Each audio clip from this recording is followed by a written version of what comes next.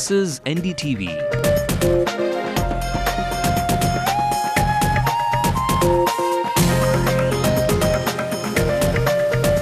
And you're watching NDTV Hindu.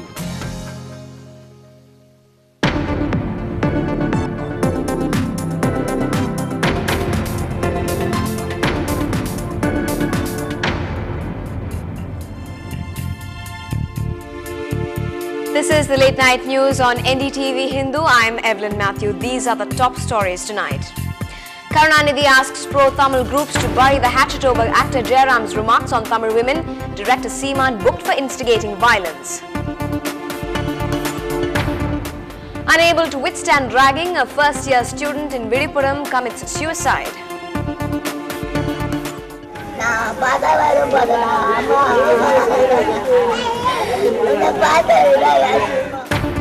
Environment Minister Jairam Ramesh loses his cool and anti-BT Brinjal activist gets a mouthful. Sorry, I don't want to talk to health patients. Yes, ma'am. Are you doctor? Please leave. Bye. Open name hands. After jeans, t-shirts and colas, Anna University now bans two-wheelers inside its campus to prevent accidents. Delays in getting LPG refills even up to a fortnight forces many families in Chennai to eat out.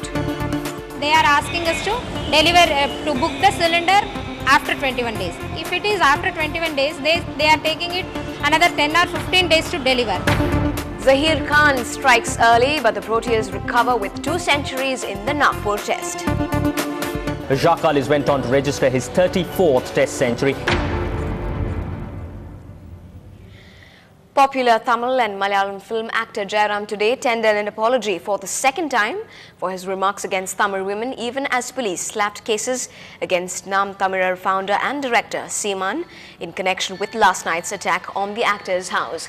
Police have arrested 12 of them, including director Seeman's brother James. Meanwhile, Chief Minister M. Karunanidhi has condemned the attack on the actor's house. Karunanidhi told reporters that if the actor had made some denigrating remarks against Tamil women, it deserves to be condemned. He said, and I quote, "Since Jairam has sought an open and unconditional apology, let's follow late Chief Minister C.N. Annadurai's policy of forget and forgive and put an end to the issue," quote unquote. He also warned that police would not remain witness to attacks on the actor's house. The AIADMK is facing yet another defection from its legislators after former Minister Anita Radhakrishnan switched loyalties, forcing by-elections in Tiruchendur. AIADMK MLA from Kovilpatti Radhakrishnan is now possibly crossing over to the DMK. He was sacked from all party posts from having met Union Chemicals and Fertilizers Minister M.K. Aragari. He reportedly urged the minister to provide basic requirements for his Kovilpatti constituency. Vehicles piled up on each other on the busy Gemini flyover after one of them came to a halt abruptly. About 5 vehicles were involved in this accident this morning. The driver of an auto rickshaw caught in the pile-up suffered slight injuries and the auto rickshaw was badly damaged. In recent times, the Gemini flyover, the oldest in the city, has been the scene of accidents. Last week, 2 motorists were killed there after they were hit by a truck. The Anna University has said it will strictly reinforce restrictions on the movement of vehicles on its campus. The move comes after a member of the faculty was injured when a car driven by a student hit him. The student has been suspended. There is already a ban on the movement of vehicles on the campus, which was introduced about 2 years ago. Dr. Kalanidhi, former Vice-Chancellor of Anna University, and Lokesh, a final year student at the university, joined us earlier. Here's what they had to say. No, if you are confining only to the accident part of it, whatever the notification issued now is to be enforced if you want to avoid the accidents. Okay, let's confine only to this portion of the question. I do not want to get into the mobile phone, etc. All right. But this side, yes, whatever the university has done is the right thing. As a matter of fact, the number of vehicles which 10 years before or 15 years before were there, now today 10 times it has increased or even more than that.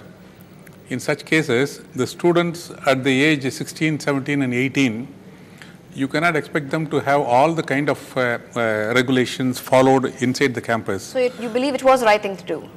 Yes. Even though it was just one accident. No, this is not the only one accident. A few accidents have occurred earlier, and therefore they should have taken this kind of action even earlier. I think this is a late action they've taken. Right. Lokesh, do you believe that a ban on vehicles on campus would actually ensure a safer campus? Yes, it would ensure a safer campus, and the maximum time for walking inside is probably 10 minutes from one part of the campus to other, from the hostel to the mechanical department is the largest distance. So people need not use vehicles in the campus, they can as well as walk. It's really not necessary. So you may as well as park your vehicles or something in the main gate, and you can walk. But that again brings us to the question of, whether you ban vehicles or not, the students are not going to stop riding. They will bring their bikes, but they may be parking that outside. What about the traffic outside? Isn't that going to affect that in any way? I believe they have a parking spot very near to the campus inside the compound wall. And the college has ensured that. They've already provided inside the compound wall of both the gates. And I think they should be able to provide that. I don't think the student need to put the motor vehicle or car outside the campus.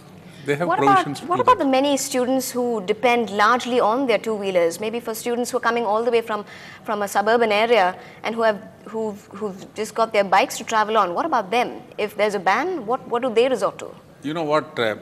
Even if you ask me specifically on this question, even riding the motorcycle on the road also is not safe for these students.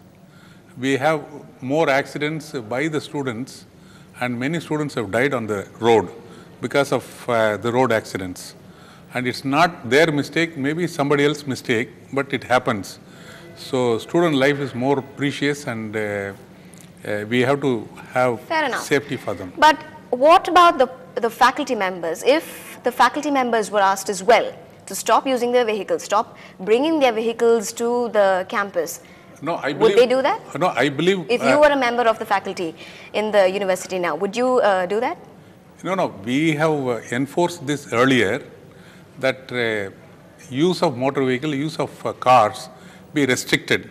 And therefore, if they want to walk from one department to another department, they can walk. They need not take the vehicle and go.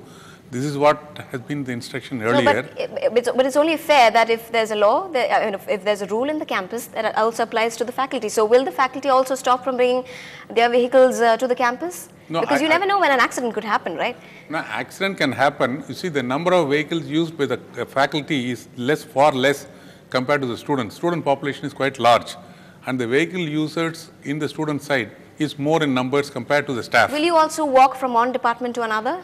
Yes, we have been walking. Yes? We have been walking because morning we take the vehicle to the campus, leave it in our department, and then walk from one department to another department. That's what we have been doing. So what about you? Do you think that it would have a better effect even if the professors would stop using vehicles on campus?